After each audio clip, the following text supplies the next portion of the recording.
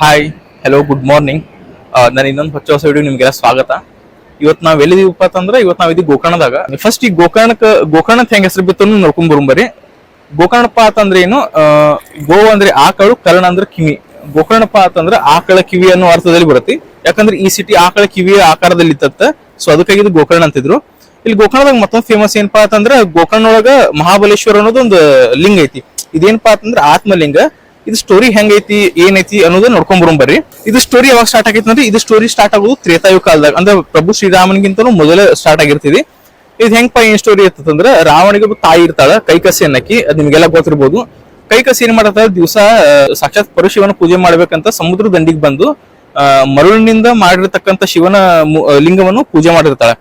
ಅದೇನಾಗ್ತಿರ್ತೈತಿ, ಸಮುದ್ರದ ಅಲೆಗಳಿಂದ ಆ ಕೈಕಸಿ ಮಾಡಿರುವಂತ ಲಿಂಗ ಏನಾಕೈತಿ ದಿವಸ ನಾಶ ಆಗ್ತಿರ್ತೈತಿ. ಇದರಿಂದ ಮನಸ್ಸಿಗೆ ಬಹಳ ನೋವು ಮಾಡ್ಕೊಂಡಂತ ಕೈಕಸಿ ರಾವಣನ ಹತ್ರ ಬಂದ್ ಹೇಳ್ತಾ ತನ್ನ ಕಷ್ಟ. ಇಲ್ಲ, ನಾ ಇದನ್ನ ದಿವಸ ಶಿವನ ಪೂಜೆ ಮಾಡ್ಬೇಕಂತನು, ಬಟ್ ಏನಾಕೈತಿ, ನಾ ಮಾಡಿರ್ತಕ್ಕಂಥ ಶಿವಲಿಂಗ ನೀರಿನಿಂದ ಬಂದು ಎಲ್ಲ ಕೊಚ್ಕೊಂಡ್ ಹೊಂಟೈತಿ. ನನ್ಗೇನ್ರೆ ಸಹಾಯ ಮಾಡುವ ಅಂತ ಕೇಳ್ತಾಳ. ಅದಕ್ಕೆ ತಾಯಿ ಮೇಲಿನ ಅತಿಯಾದ ಪ್ರೀತಿಯಿಂದ ರಾವಣ ಏನ್ ಮಾಡ್ತಾನಪ್ಪ ಅಂತಂದ್ರ, ತಾಯಿಗೆ ಒಂದು ಮಾತು ಕೊಡ್ತಾನ.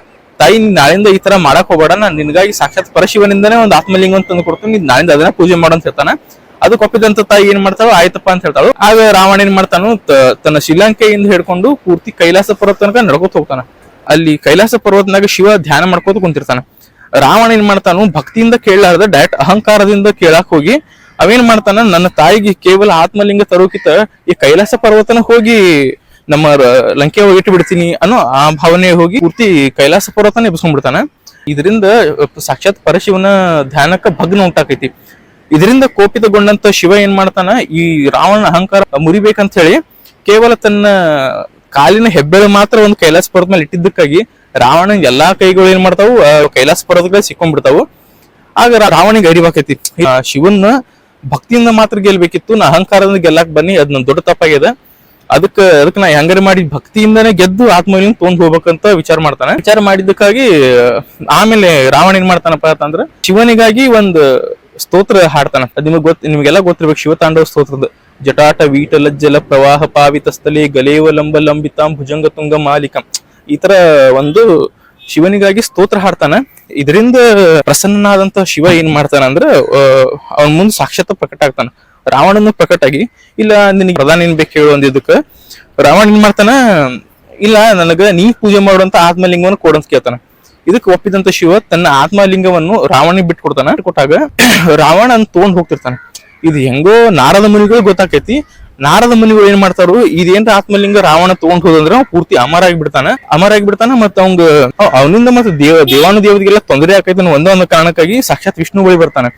ಸಾಕ್ಷಾತ್ ವಿಷ್ಣು ಬಳಿ ಬಂದ್ ಕೂಡಲೇ ಏನಾಕೈತಿ, ರಾವಣ ಹತ್ರ ಇರುವಂತ ಆತ್ಮಲಿಂಗವನ್ನು ತಗೋ, ಇಲ್ಲಂದ್ರೆ ಇದರಿಂದಾಗಿ ಎಲ್ಲಾ ದೇವರುಗಳಿಗೆ ಬಹಳ ತ್ರಾಸ ಆಗ್ತೈತಿ ಮುಂದೆ ಹೇಳಿದ್ದಕ್ಕಾಗಿ ವಿಷ್ಣು ಏನ್ ಮಾಡ್ತಾನ, ಗಣೇಶನ ಸಹಾಯ ಪಡಿತಾರ. ಇದಕ್ಕೆಲ್ಲ ಒಪ್ಪಿದಂತ ಗಣೇಶನ ಸಹಾಯ ಮಾಡಕ ಮುಂದೆ ಬರ್ತಾರ. ವಿಷ್ಣು ಏನ್ ಮಾಡ್ತಾರಪ್ಪ ಅಂದ್ರೆ ಗಣಪತಿ ಕೇಳ್ತಾರ. ಇದಕ್ಕೆ ಒಪ್ಪಿದಂತ ಗಣೇಶ ಏನ್ ಮಾಡ್ತಾನ, ಒಪ್ಕೋತಾನ ಈ ಸಹಾಯ ಮಾಡ್ಲಿಕ್ಕೆ.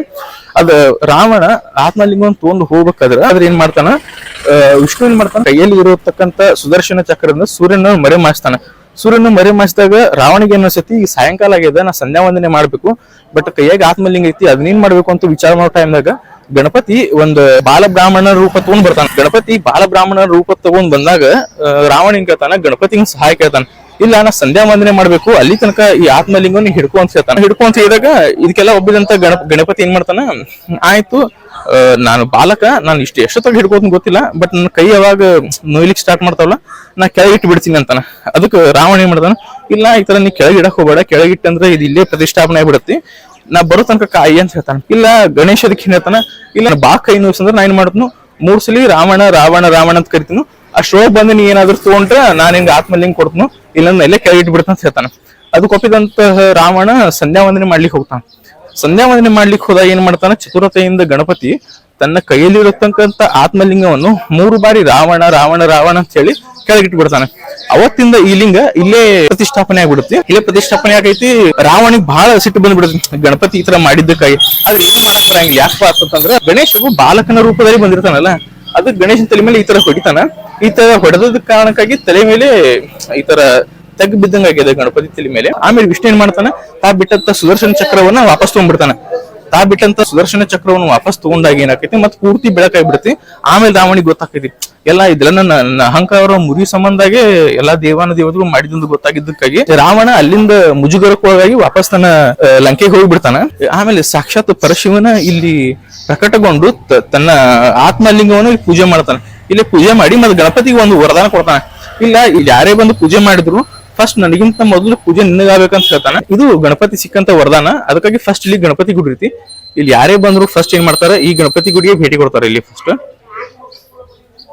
ಈ ಗಣಪತಿ ಗುಡಿ ದರ್ಶನ ಮಾಡ್ಕೊಂಡು ಇದ್ರ ಪಕ್ಕದಲ್ಲಿರುವಂತ ಮಹಾಬಲೇಶ್ವರ ದೇವಸ್ಥಾನಕ್ಕೆ ಹೋಗ್ತಾರೆ.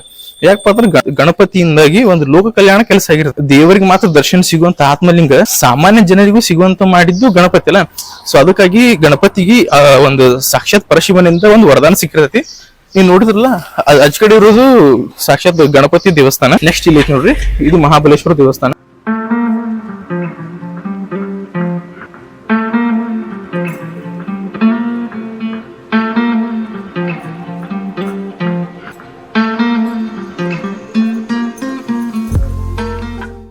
ಆಕ್ಚುಲಿ ಕ್ಯಾಮ್ರಾದ ಏನು ಒಳಗೆ ಅಲಾವಿಲ್ಲ. ಸೊ ಅದಕ್ಕಾಗಿ ನಿಮ್ಗೆ ಒಳಗೆ ಹೋಗಿ ತೋರ್ಸಕ್ಕಾಗಿಲ್ಲ. ಅದಕ್ಕೆ ಇಲ್ಲಿ ಹೊರ ನಿಂತ ವಿಡಿಯೋ ಮಾಡಿ ತೋರ್ಸತ್ತೀನಿ.